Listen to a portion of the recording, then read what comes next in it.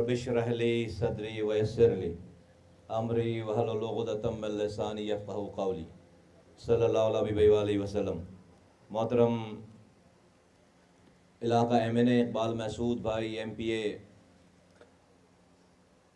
فرحان انصاری بھائی، اور ہمارے دوسرے ایم پی حضرات، اور یہاں کے علاقہ معززین حاجی صاحبان اور علماء کرام اور خواتین و حضرات اور علاقے کے تمام لوگ، اور جہاں جہاں میری آواز جا رہی ہے، سب کو السلام علیکم۔ میں اپنی بات شروع کرنے سے پہلے جو ہمارے سب سے پہلے مقرر تھے جناب مولوی شیر رحمان صاحب، اور اس کے بعد کے جو علماء کرام تھے، میں خیال مولوی شیر رحمان صاحب کہیں باہر نکلے ہیں، کہیں موجود نہیں ہیں موجود، نماز پڑھنے گئے، تو انتظار کر لیتے ہیں، بات تو ساری انہی سے کرنی ہے مجھے، تو انتظار کر لیں، 2 منٹ 3 منٹ ان کو کہیں فرض پڑھ لے، آ جائیں، پھر اس کے بعد جو ہے وہ، اس لیے کہ پھر وہ بات کا مزہ رہ نہیں جائے گا، تو ذرا کوئی چیک کر لے، کوئی چیک کر لے۔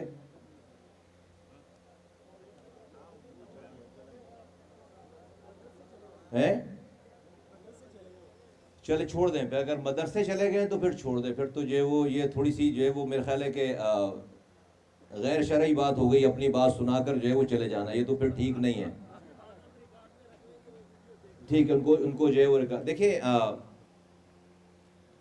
پولیو کی بات نہیں کرتے، بات ہی نہیں کرتے، علاقے کی بات کر لیتے ہیں۔ میں پہلی دفعہ تو آپ کے پاس یہاں پر آیا نہیں ہوں، وزیر بننے کے بعد شاید، بلکہ وزیر بننے کے بعد بھی آیا ہوں، اس سے پہلے یہ جو آپ رمضان کب گزرے تھے، کہاں گئے اقبال بھائی؟ رمضان والی وہ افطار پارٹی وزیر بننے سے پہلے تھی، اس کے بعد تھی؟ اس کے بعد تھی، ہاں۔ تو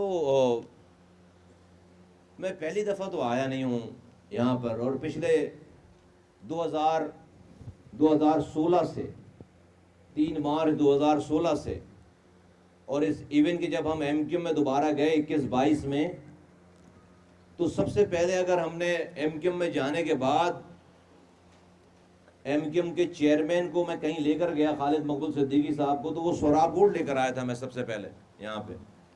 تو میرے بھائیوں، بزرگوں، دوستوں، نوجوانوں، تمام علاقے کے معززین،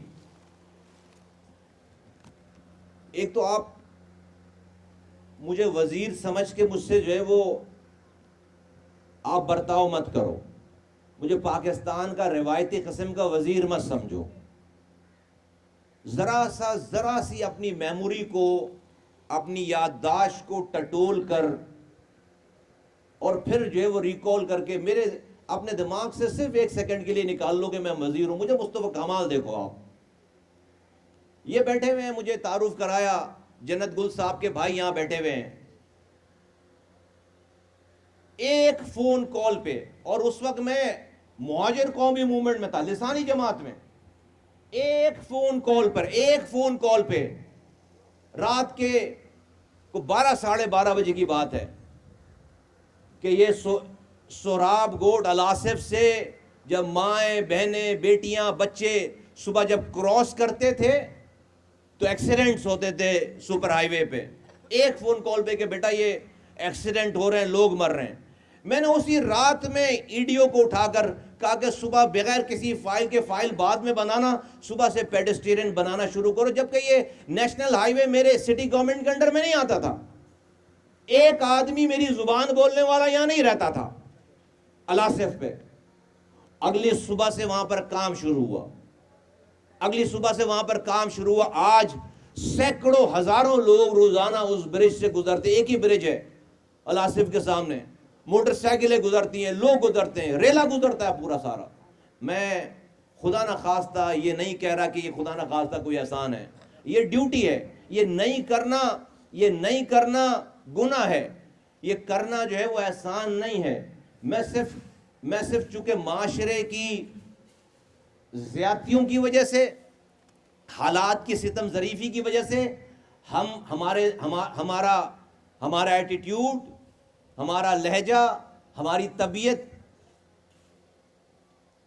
احتجاج والی ہو گئی ہے، تنگ ہو گئی ہے، اور ہوتا ہے، انسان ہے نا، صبح دوپہر شام کی زیادتیاں اپنے سامنے دیکھ کر ایک طبیعت ہو جاتی ہے، تو ہماری طبیعت ایسی ہو گئی اور اس میں کوئی کسی کا قصور نہیں ہے، بالکل یہ تمام معاملات. لیکن ہم ہر چیز کو اس کی جگہ پہ رکھ کر دیکھیں. ایک جگہ ایک چیز کو دوسری چیز سے نہ ملائیں، ایک بندے کو دوسرے بندے سے نہ ملائیں، ایک نظام کو دوسرے نظام سے نہ ملائیں. یہ جنت یہ تمام اس جگہ پہ اسی زمانے کی بات ہے. کوئی قبرستان نہیں تھا، ایک فون کال پر جو ہے وہ تمام برادری کے لیے قبرستان الاٹ ہوئے. یہ آپ الاسف کے پیچھے جائیں تو اس زمانے کا میرا بنایا ہوا اسپتال ہے، جب تک میں بنایا اس کے بعد جلا گیا اور اس کے بعد مسائل ہوئے. اور آج بھی کسی بھی طرح سے جب جو کال آتی ہے جس طرح آتی ہے، میں اقبال بھائی کو بھی کہوں گا کہ بھائی یہ مسائل اگر آپ خاموشی سے کام کر رہے ہیں، آپ 10 مسئلے مجھے بتاتے ہیں، آپ کی میں میٹنگ کراتا ہوں ان کی ووٹر بورڈ والوں سے، میں میٹنگ کراتا ہوں ان کی، جاتے ہیں مسئلے، ان کو لوگوں کو بھی بتایا کریں، ان کو بتایا کریں کہ بھائی یہ، تاکہ لوگوں کو تسلی تو ہو کہ کوئی تو ہے جو اس کو دیکھنے والا ہے، کوئی تو سننے والا. میرے بھائیوں، بزرگوں، نوجوانوں، جو آپ کی شکایت اس کراچی میں مسائل کے حوالے سے، وہ میری بھی شکایت ہے. آپ کا کیا خیال ہے کہ آپ کا ہی دل دکھتا ہے؟ خدا کی قسم میں گاڑی میں بیٹھتا ہوں، آنکھیں بند کر کے بیٹھتا ہوں. مجھ سے میری عادت تھی پورے نظامت کے زمانے میں کہ میں دونوں فون چلتے تھے میرے گاڑی کے اندر، جدھر سے گزرتا تھا ذرا سی کوئی چیز نظر آتی تھی وہیں سے فون کرتا تھا، اور میری واپسی پہ وہ جگہ ٹھیک ہوئی بھی ہوتی تھی. آپ نے نہیں دیکھا؟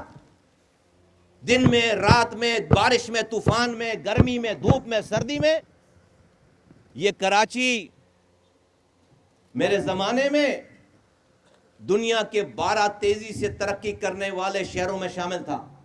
آج یہ کراچی انسانوں کے رہنے کی 4 بدترین جو جگہ ہیں اس میں آفیشلی شامل ہے. میرا دل نہیں دکھتا؟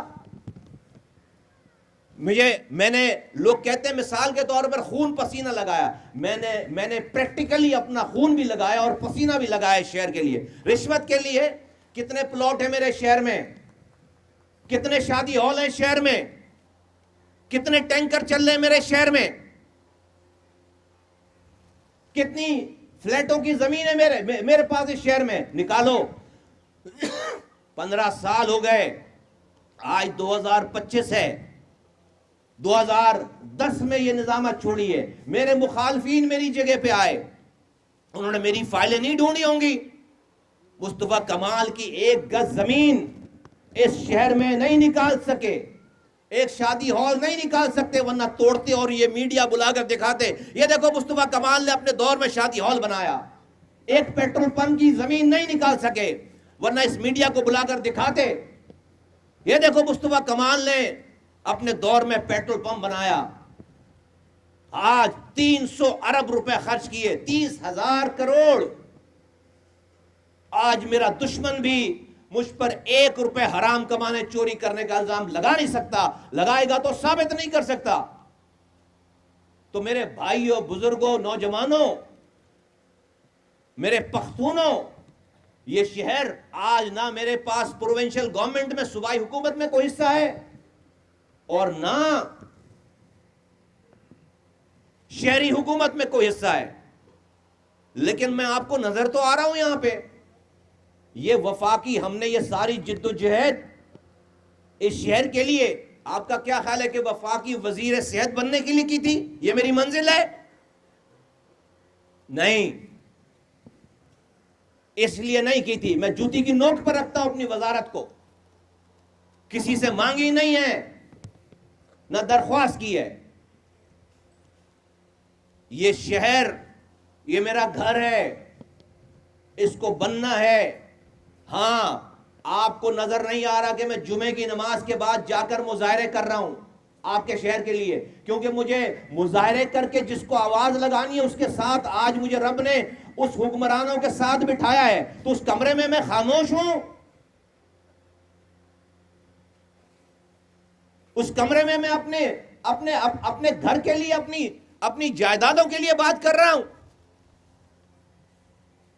آ کر اشتہار لگاؤں باہر اتنا آسان اس نظام میں حقوق لینا اتنا آسان نہیں ہے، لیکن مسلسل جد و جہد جاری ہے، ورنہ آج یہ ذمہ داری ہے